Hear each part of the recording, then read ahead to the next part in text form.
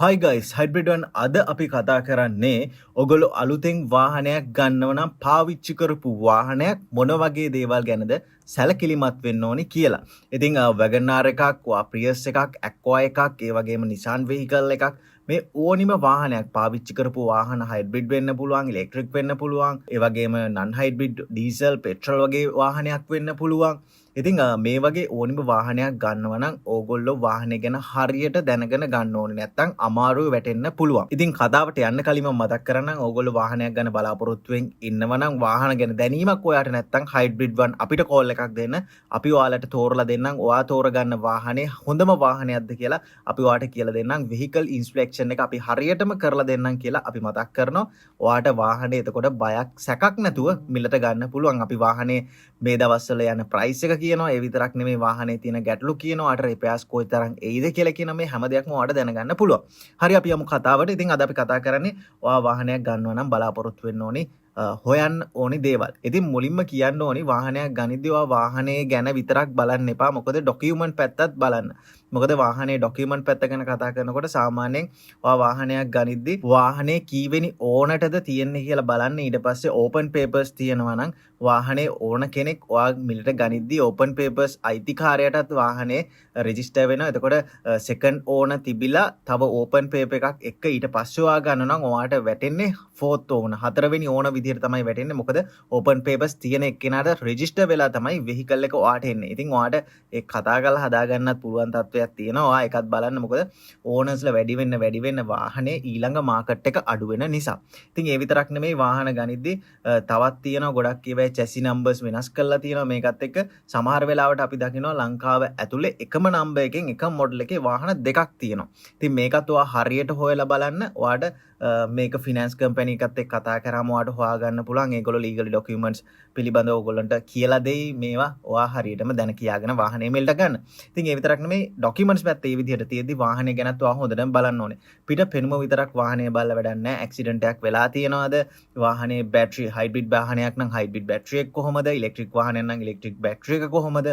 ඉතින් මේ හැම දෙයක් ගැනම ඔයා හොයලා බලන්න ඕනේ. ඒ විතරක් නෙමෙයි සමහර වාහන තියෙනවා වාහනේ ඇක්සිඩන්ට් කරලා ඉවර වෙලා ඊට පස්සේ වාහනේ හොඳටම හදලා මුළු වාහනේම පේන්ට් එකක් කරලා ඊට පස්සේ ඔයාට විකුණන්න හදයි. මේවා පිළිබඳවත් හොඳටම බලන්න. විශේෂම කාරණාව තමයි වාහනේ උඩින් පෙනුම විතරක් බලන්න එපා. ඔයා බලන්න වාහනේ එන්ජින් එක හොඳ තත්ත්වයේ තියෙනවද? ගියර් බොක්ස් මේ හැම දෙයක්ම හොඳ තත්ත්වයේ තියෙනවද කියලා බලන්න. ඒ වගේම තමයි විශේෂයෙන්ම ටයර් හතර පිළිබඳවත් සැලකිලිමත් වෙන්න. මොකද ටයර් හතර ඔයාට ළඟම දාන්න උනත් ඔයාට ලොකු මුදලක් වියදම් වෙන්න පුළුවන්. ඒක නිසා ටයර් හතර හොඳ තත්ත්වයේ තියෙනවද බලන්න. ඒවා හොඳ තත්ත්වයේ නැතිනම් ඒකටත් යම්කිසි මුදලක් අඩු කරලා ඔයාට දාගන්න වෙන දේවල් පිළිබඳව තමයි මම මේ මතක් කරන්නේ. ඉතින් මොකද ඔයගොල්ලන්ට ඒ repairs ළඟම එනවා. මොකද ඒකටත් ඔයා මුදලක් වියදම් කරන්න ඕනේ. ෆිනෑන්ස් එකක් දාලා ගන්න නම් ආව හිර වෙන්න පුළුවන් මේ අවස්ථාවේදී. ඊට පස්සේ ඔයා කරන්න ඕනේ දෙයක් තමයි ඔයාගේ වාහනේ යට කොහොම තත්ත්වයක තියෙනවද කියලා බලන එක. මේක ජැක් එකකට දාලා ඔයාට උස්සලා බලන්න පුළුවන් නම් ගොඩක් හොඳයි. ඔයා මේක හරියට ඉන්ස්පෙක්ෂන් කරන කෙනෙක් ගාවට අරගෙන එන්න. හයිබ්‍රිඩ් වන් අපි ගාවට આવුත් නම් අපි වාහනේ උස්සලා හැම දෙයක්ම හොඳම තත්ත්වයේ තියෙනවද? එන්ජින්, ගියර් බොක්ස්, බැටරිස් මේ හැම දෙයක්ම හොඳ තත්ත්වයේ තියෙනවද කියලා බලනවා. ඉතින් යටත් හොඳට චෙක් කරලා බලන්න. ඔයාලා වෙහිකල් එකේ ස්කෑන් එකක් අරගෙන ස්කෑන් රිපෝට්ස් හොඳට තියෙනවද කියලා බලන්න. හැබැයි හයිබ්‍රිඩ් වගේ වාහනවල ස්කෑන් රිපෝට් එකටත් අහුවෙන්නේ නැති වෙන්න පොඩි ජිමික් වැඩ තියෙනවා. ඉතින් මේවත් හරියට ජිමික් වැඩ නැද්ද කියලාත් මොකද බලාගන්න. හයිබ්‍රිඩ් වන් අපි ගාවට આવොත් ඒ දේවල් හරියටම ඔයාලට දැනගන්න පුළුවන්.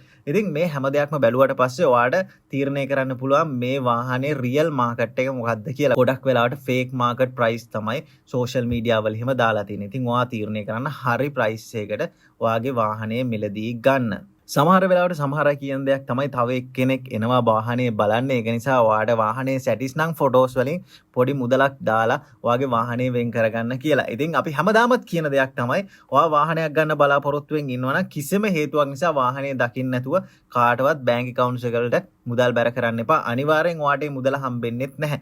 ඒක නිසා ඒ වගේ වංචාවන් වලටත් අහු වෙන්න එපා. ඔයා වාහනයක් ගනිද්දි හොඳටම චෙක් කරලා බලන්න.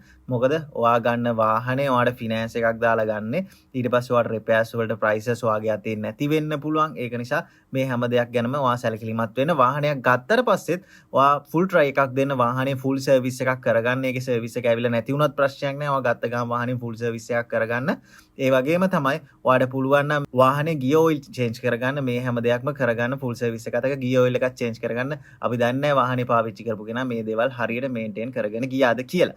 ඉතින් මේ හැම දෙයක්ම බලලා වාහනයක් ගන්න. කිසිම දවසක වාහනයක් අරගෙන ගෑරාජ් වල ඉන්න වාහන ගන්න එපා. අහුවෙන්න වාහන ගන්න එපා.